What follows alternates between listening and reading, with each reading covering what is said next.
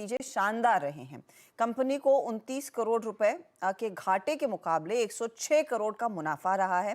Revenue में 38% तक की वृद्धि देखी गई है।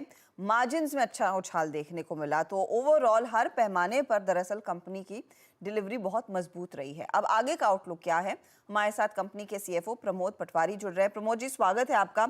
बहुत ही स्ट्रॉन्ग क्वार्टर आपके लिए। यहाँ पर शुगर बिजनेस ने डिलीवर किया और मेरे ख्याल में डिस्टिलरी बिजनेस ने भी डिलीवर किया है।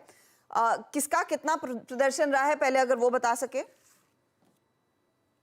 Good afternoon. Sugar and distillery दोनों का ही परफॉर्मेंस काफी अच्छा रहा है। बीते बीते वर्ष जो कि 2022-23 में शुगर क्रशिंग हमारी 16% करीब बढ़ के आई थी, जिसके कारण हमारे पास फीड स्टॉक की अवेलेबिलिटी थी। इसके चलते हमें क्वार्टर में शुगर की volume as well as distillery दोनों की वॉल्यूम में काफी इजाफा हुआ।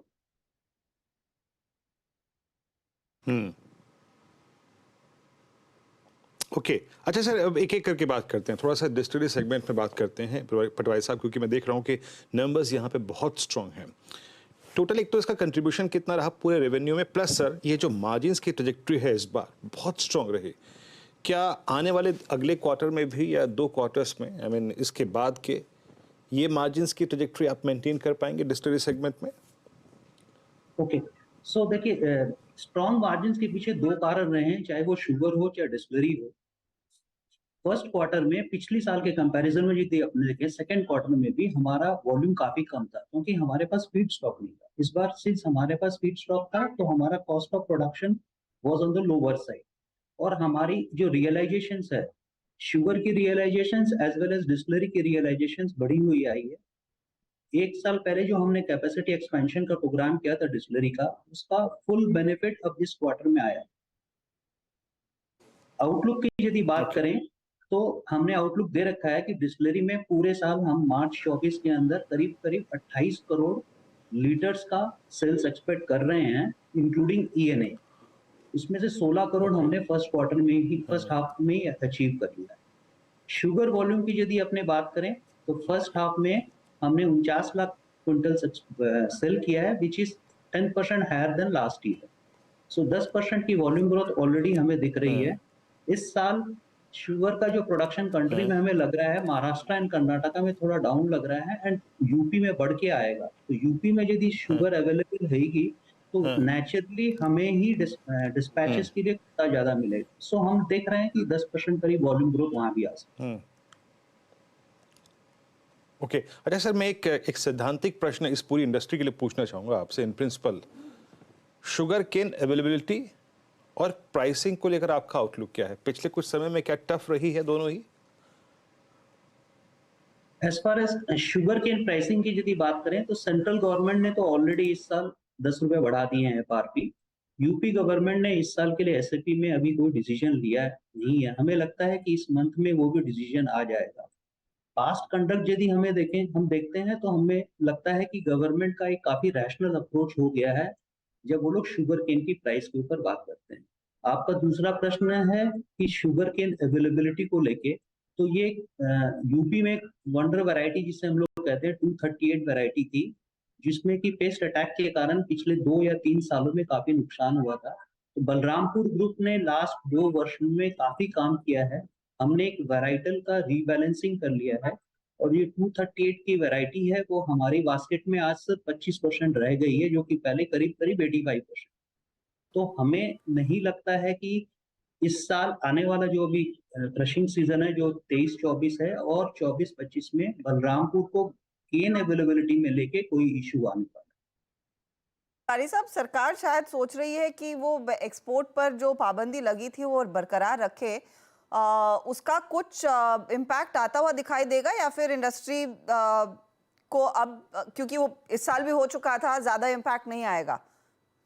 सो हमें ये समझने की जरूरत है कि आज के दिन में देश में सरप्लस चीनी अवेलेबल नहीं है जो कि हम एक्सपोर्ट कर पाए।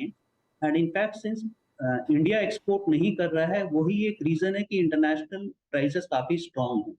डोमेस्टिक प्राइसेस भी काफी स्ट्रांग हो गए हैं। करंटली हम लोग करीब 40 रुपए पर केजी एक्स फैक्ट्री में बेच रहे हैं।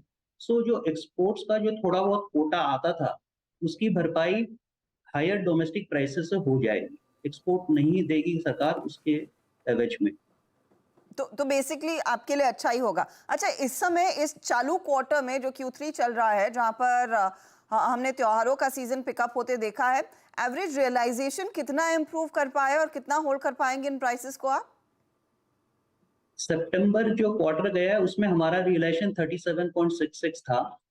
करंटली हम 40 रुपए देख रहे हैं। सीजन स्टार्ट हो गई है तो शुगर की अवेलेबिलिटी मार्केट में इंप्रूव हो रही है। हमें नहीं लगता है कि ये बहुत ज्यादा यहाँ से और बढ़ेगा। सो ये प्राइस हम लोग देख रहे हैं मेंटेन करिए आएगी। 30 रुपए के 50 आसपास है। पैसा 1 रुपया फॉर द टाइमिंग कभी भी कम बेसी हो सकता है।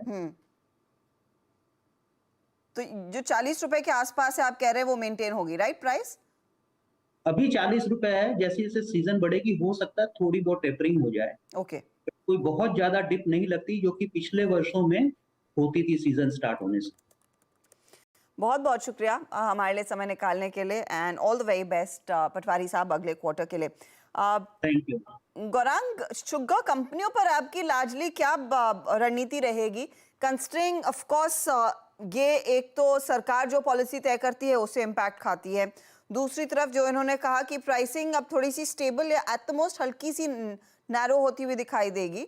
दूसरा एक फैक्टर यही है कि इनकी डिस्टिलेशन वाली जो वॉल्यूम्स है उसमें पिकअप है और वो बिजनेस ज्यादा बेहतर करता हुआ दिखाई दे रहा है।